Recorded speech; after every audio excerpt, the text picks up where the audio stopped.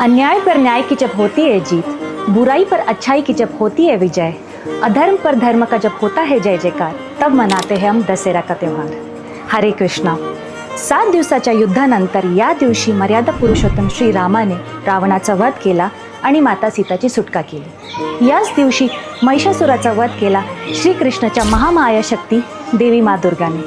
अश्विन मासच्या शुक्ल पक्षाला येणारी ही दशमी तिथी म्हणजे दसरा आम्हा सर्वांना शिकवते की हृदयात असलेल्या रावण रूपी काम, भावना, ईर्ष्या, अहंकार सारख्या असंख्य दुर्गुणांचा त्याग करावा। ज्ञान, त्याग, प्रेमाचा सेतू सर्वांच्या हृदयात निर्माण करावा।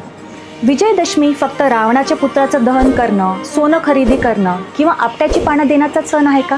तर नाही। या दिवशी मर्यादा पुरुषोत्तम श्रीरामांचा चारित्र्य, आदर्श आणि कर्तव्यनिष्ठपणेचा गुणगान केला पाहिजे। या गुणांचा स्वतःमध्ये समावेश केला पाहिजे। त्रेतायुगमध्ये रावणाचा वध तर झाला, मात्र या युगातला रावण म्हणजे सोशल मीडियावरचे गेमिंग ॲप्स, इंस्टाग्राम, यूट्यूब आहेत, ज्याने आपल्या सीतारूपी चित्ताचा हरण केला आहे।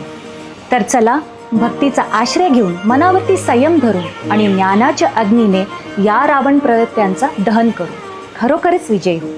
हरे कृष्ण।